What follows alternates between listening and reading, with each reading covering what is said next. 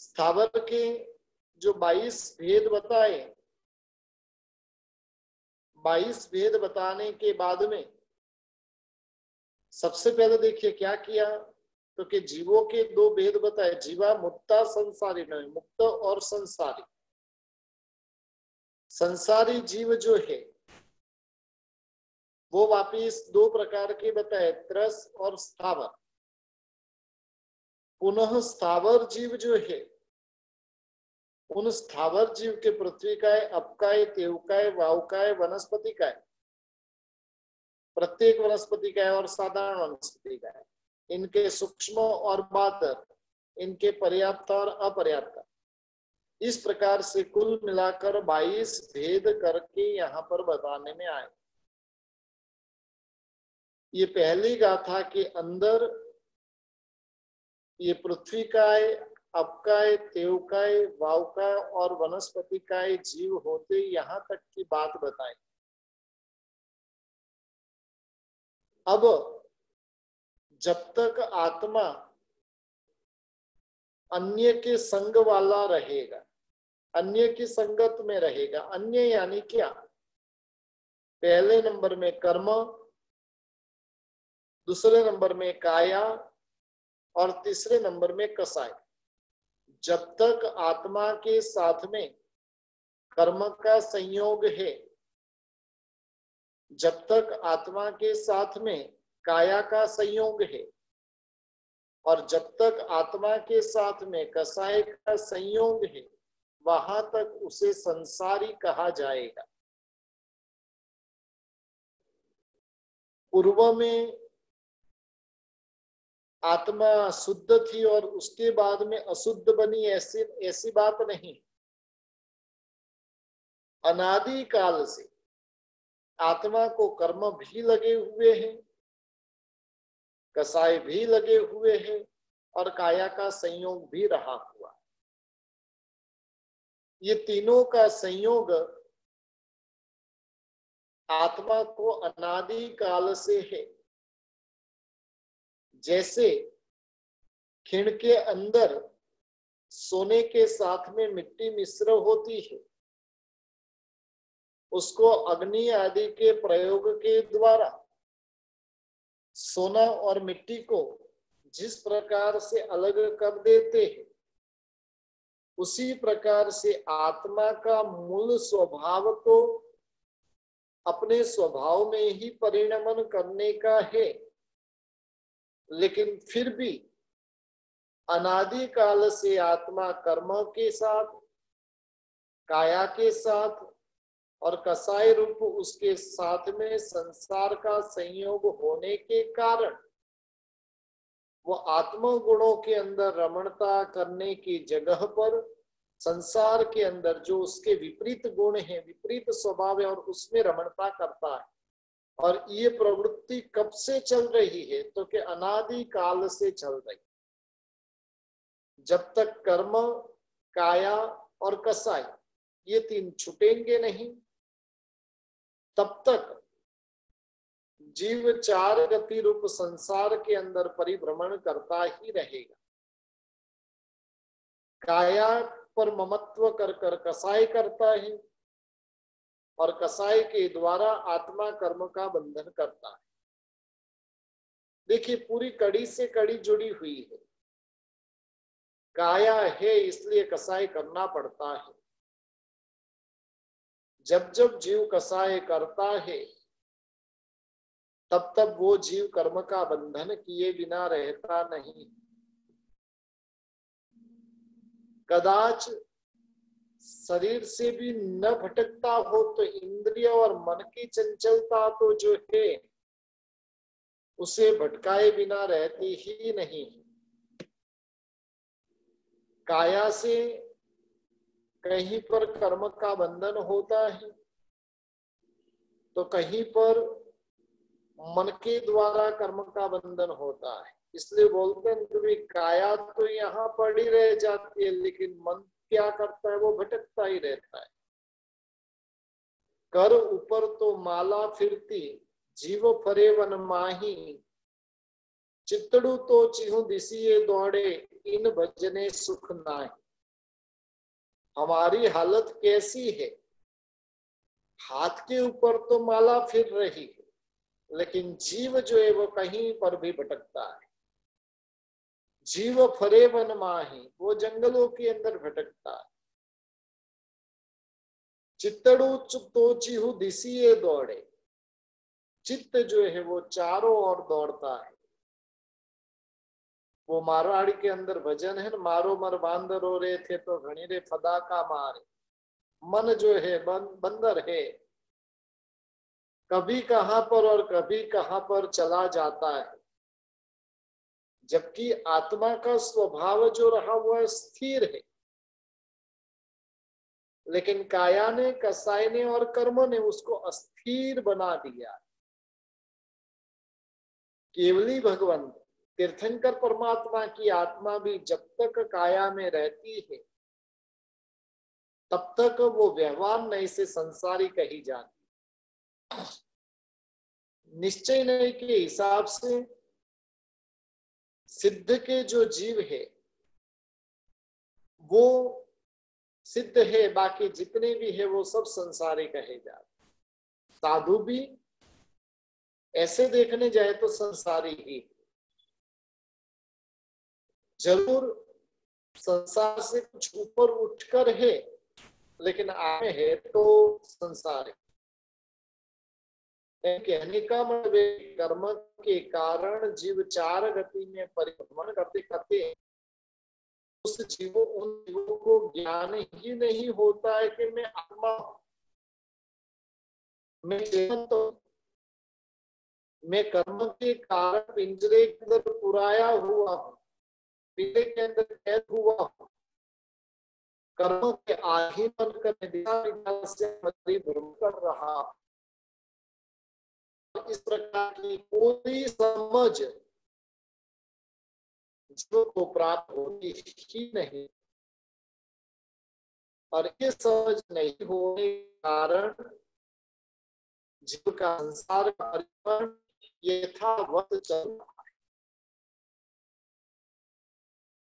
निरूपति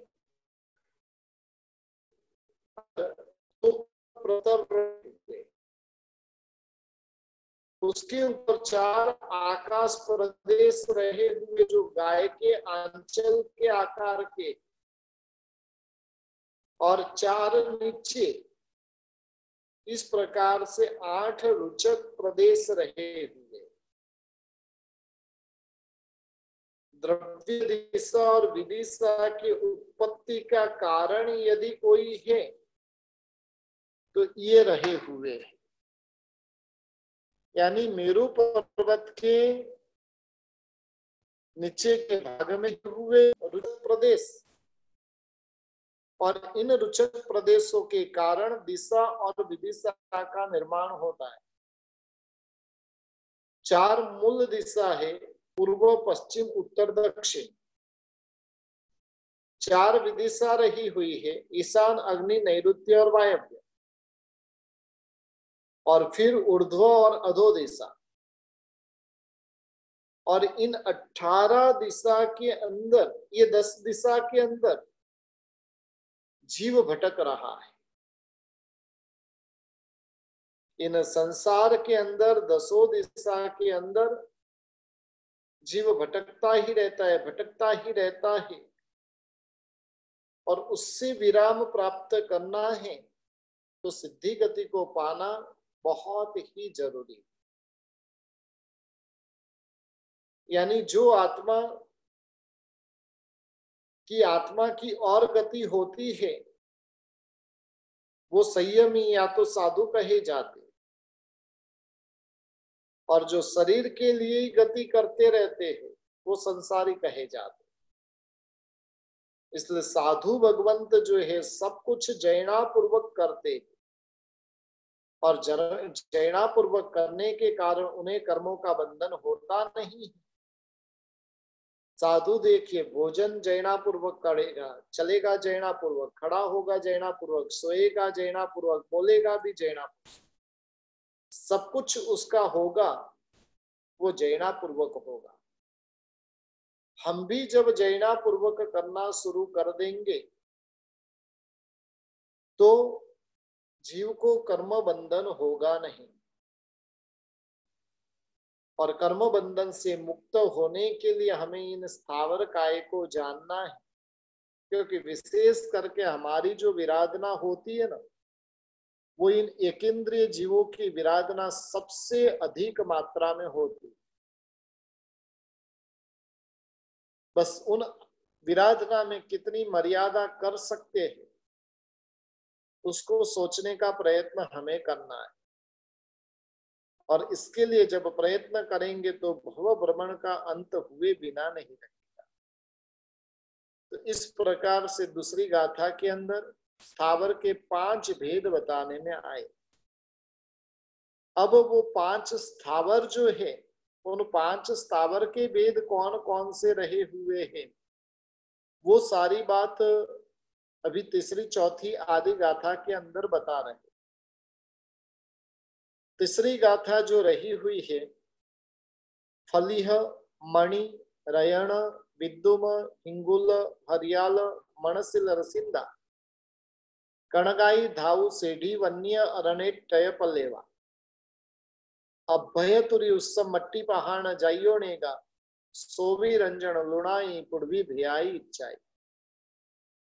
पृथ्वी काय के जो जीव है, ये सब पृथ्वी काय के भेद बताए। तीसरी और चौथी गाथा के अंदर पृथ्वी काय के जीव कौन कौन से रहे हुए हैं, उसकी बात महापुरुष बता रहे। स्थावर नाम कर्म के उदय से पृथ्वी रूप शरीर की जिसको प्राप्ति हुई है, वैसे जीव जो है उसको पृथ्वी काय कहे जाते। और वो पृथ्वी काय की अनेक जातियां रही हुई, अनेक प्रकार के पृथ्वी काय के जीव रहे हुए हैं। सबसे पहले नंबर में फलिह। फलिह का मतलब होता है स्फटिक। स्फटिक जो पारदर्शक अति कीमती पत्थर होता है। कई बार आपने स्फटिक रत्न की जो प्रतिमा वगैरह देखी होगी, जो आर पार ट्रांसपेरेंट होती है। चश्मे आदि भी बनते हैं, काफी चश्मे वगैरह भी स्फटिक में से बनते हैं, जिसको यानी आर पार देखा जा सकता है। उस रत्न का नाम है स्फटिक रत्न। अपनी जो सिद्ध शिला रही हुई है 45 लाख योजन की, और वो सिद्ध शिला इसी स्फटिक रत्नों से बनी हुई है। उसके बाद में दूसरे नंबर के अंदर पृथ्वी काय के भेद के अंदर मणि बताए हैं। अनेक प्रकार के जो मणि रहे हुए हैं, समुद्र में उत्पन्न होने वाले ऐसे सूर्यकांत मणि होती है, चंद्रकांत मणि होती है, और ऐसी अनेक प्रकार की मणियां अपने यहाँ पर बताने में आई है। चंद्रकांत मणि के ऊपर प्रकाश, चंद्र का प्रकाश गिरते ही उसके अंदर यानी काले कलर का रस निकलता है, और उसकी हाजिरी में यदि अग्नि भी प्रकट कर दी जाए, यदि चंद्रकांत मणि रही हुई है तो अग्नि भी हमें जला सकती नहीं। इतनी शीतलता प्रदान करने वाली ये मणि होती है। मणि की उत्पत्ति स्थानों के अंदर मणि कहाँ पर उत्पन्न होती है, तो उसके लिए 8 उत्पत्ति स्थान बताए। हाथी के कुंभस्थल में, हाथी जो होता है और उसके कुंभस्थल में शंख के अंदर, शंख जो होता है जिसको हम बजाते हैं, उस शंख के भीतर में भी मणि उत्पन्न होती है। मछली के मुख में, या देखो शास्त्र के प्रसंग याद करोगे तो आपको कहीं ना कहीं ऐसा देखने को मिलेगा। मछली के मुख में भी मणि उत्पन्न होती है। फिर बांस वगैरह जो लकड़ियां होती है, उसके अंदर भी होती है। फिर जंगली सुअर जो होता है, सुअर की जो दाढ़े होती है, उन दाढ़ के अंदर भी मणि उत्पन्न होती है। छठे नंबर के अंदर सर्प का जो मस्तक होता है और उस मस्तक के ऊपर भी मणि होती है। सातवें नंबर के अंदर मेघ के अंदर और आठवें नंबर के अंदर छिप के अंदर, जो समुद्र में छिप होता है उसके अंदर। ऐसे 8 उत्पत्ति स्थान मणि के बताए। उसके बाद में रत्न होते हैं, 14 प्रकार के रत्न रहे हुए। कई बार हम नवग्रहों की शांति के लिए अलग अलग प्रकार के रत्नों को धारण करते। शास्त्रों में 14 रत्न बताए हैं। इंद्रनील, चंदन, पुलक, सौगंधिक, चंद्रप्रभ, वैडूर्य, जलकांत, सूर्यकांत, गोमेदक, रुचक, अंक, लोहित, मरकत और भुजमोचक। ऐसे 14 प्रकार के रत्न जो बताए हुए हैं, ये सभी पृथ्वी काय के भेद है। स्फटिक भी पृथ्वी काय के स्वरूप में है, मणि भी पृथ्वी काय के स्वरूप में है, रत्न आदि भी पृथ्वी काय के स्वरूप में रहे हुए। फिर प्रवाल, वो भी यानी पृथ्वी काय के स्वरूप में एकदम लाल कलर के होते हैं। पैसिफिक जो महासागर है उसके अंदर ये विशेष करके परवाला नाम के जो रत्न प्राप्त होते हैं। कई लोग होते जो प्रवाल नाम के जो लाल कलर के जो होते हैं वो नग भी पहनते, तो ये विद्युत में है। फिर हिंगुल, हिंगलो यानी सिंदूर, सिंदूर जो होता है उसको सधवा स्त्री अपने मस्तक के ऊपर लगाती है। वो भी एक प्रकार के पत्थर में से बनती है।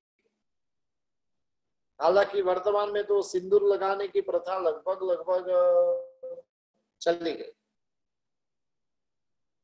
ये जो सिंदूर जो बनता है वो एक तो पारा होता है और एक गंधक होता है, दोनों का मिश्रण होता है और उसमें से ये सिंदूर बनता है। यानी जो हिंगुल होता है उसमें से ही पारा निकलता है। हिंगुल जो होता है उसमें से ही क्या निकलता है, तो कि पारा निकलता है। उसके बाद में हड़ताल है, ये भी एक प्रकार की पीले कलर की जहरीली होता है, जिसमें से गंधक और सोमल नाम का खनिज पदार्थ मिलता है। आपने जो अनेक दृष्टांतों के अंदर सोमल नाम के जहर की बात आपने सुनी हो, और ये एक प्रकार के जहरीले पदार्थ होते हैं। वर्तमान में उसका उपयोग जो है अक्षरों को मिटाने के अंदर आदि के स्वरूप में, केमिकल के स्वरूप में किया जाता है। उसके बाद में मेंसिल रहा हुआ है, ये भी लाल कलर का एक पदार्थ है। और हम जो बोलते हैं ना पुष्करावर्त,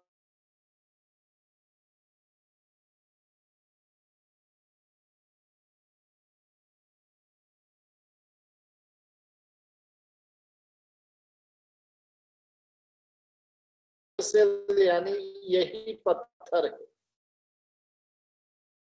जिसके ऊपर कितना भी पानी डालने में आए लेकिन फिर भी वो भेर बनाया जाता है। और दूसरे नंबर के अंदर बनाया जाता है। और दूसरे नंबर में जितने भी फटाके वगैरह जो हम छोड़ते हैं, वो फटाके वगैरह भी उसके लिए गंधक वगैरह जो बनता है वो इसी के अंदर से बनता है। उसके बाद में रसिंदा यानी पारा, जिसको हम पारा तो लगभग सबको पता है, हमारी बहनें माताएं खाने पीने के जो द्रव्य रहते गेहूं आदि, और उसके अंदर क्या डाला जाता है, पारा डाला जाता है। पारा डाला हुआ रहे तो वो चीज जल्दी से बिगड़ती नहीं है। ये भी एक प्रकार का पृथ्वी काय का जीव रहा हुआ है। फिर सोना चांदी आदि जो जितनी भी धातुएं है, सोना चांदी तांबा लोहा कलाई सीसा जसत वगैरह जो जो धातुएं रही हुई है, वो सारी की सारी धातुएं भी पृथ्वी कायमय है। उसके बाद में सेढ़ी यानी खड़ी चुना, चुना जो आता है दीवालों के ऊपर रंगने के अंदर भी काम में आता है। चुने में से वो जो स्लेट आदि में चौक पीस आदि जो बनते हैं, स्लेट आदि में लिखने के लिए जो पेन आती है वो भी उससे बनती है। फिर वन्य का अर्थ होता है एक प्रकार की लाल मिट्टी, जिसको वन्य कहा जाता है। अन्यट यानी पत्थर के टुकड़े से जो मिश्रित जो मिट्टी होती है उसको अन्यटा कहा जाता है। पल्लेवा का अर्थ होता है नरम, ऐसा जो पत्थर एक प्रकार का होता है, और ऐसे पत्थर को पल्लेवा कहा जाता है। उसके बाद में अभय यानी अबरख, अबरख यानी आपको ध्यान रहे तो एक वो चमकीला पत्थर, चमकीला जो पेपर टाइप का होता है, और उसका उपयोग विशेष करके यानी आयरन वगैरह जो बनाते हैं स्त्री वगैरह, तो उसके अंदर इसका प्रयोग होता है। तो अबरख वगैरह भी एक प्रकार की धातु रही हुई है। उसके बाद में तुरी यानी फिटकड़ी, और वो भी एक प्रकार की जो धातु रही हुई है। तेजन तुरी यानी एक प्रकार की ऐसी मिट्टी है। पूर्व के काल में जो ऐसी तेजन तुरी जो प्राप्त होती थी, जो लोहे के रस में डालने में आती थी और लोहा सुवर्ण बन जाता था, वैसी तेजन तुरी तो अभी मिलती नहीं है। लेकिन वर्तमान में जो तेजन तुरी यानी फिटकड़ी जो क्या करती है, गंदे पानी को भी स्वच्छ करना रहे तो फिटकड़ी के माध्यम से वो जितनी भी गंदगी होती है नीचे बैठ जाती है। उसके बाद में उस यानी खार, अनेक प्रकार के जो खार रहे हो, सोजी का खार, नौसार खार, पापड़ का खार, ये सब प्रकार के खार भी पृथ्वी काय के शरीर रहे हुए। उसके बाद में अनेक प्रकार की जो मिट्टियां हैं, अलग अलग रंग की अनेक प्रकार की मिट्टियां होती है। कभी लाल मिट्टी होती है, कभी काली मिट्टी होती है, कहीं पर सफेद जैसी भी मिट्टी होती है। ऐसे अनेक प्रकार की मिट्टी रही हुई है, और वो मिट्टी पत्थर की जाती रही हुई है, पृथ्वी काय की जाती है। और उसके बाद में पहाड़ यानी अनेक प्रकार के पत्थर में से जो पत्थर आरस ग्रेनाइट आदि जो निकलता है, ये सभी पत्थर की अनेक प्रकार की जाति है। और उसके बाद में सोवी रंजन यानी सुरमा, काला सुरमा भी होता है और सफेद सुरमा भी होता है। पूर्व के काल में आपको ध्यान रहे तो ये सुरमा आंखों के अंदर आंजा जाता था, अब सब कुछ गया। पूर्व के काल में तो आपने देखा रहे जेंट्स लोग भी आंखों में सुरमा या तो काजल लगाते थे, बहनें भी आंखों में कांजल वगैरह लगाते थे। अब सब कुछ, सब जमाना गया। और उससे क्या होता था तो कि आंखें एकदम स्वच्छ रहती थी। सुरमा क्या करता है तो कि आंखों की जितनी गर्मी है उन गर्मी को बाहर निकालने का काम ये सुरमा करता था। तो लेकिन अभी तो ये सब कुछ चला गया, वो सब आउट ऑफ डेटेड हो गया। अब गांव के लोग वो सब करते हैं, हम सिटी में रहने वाले।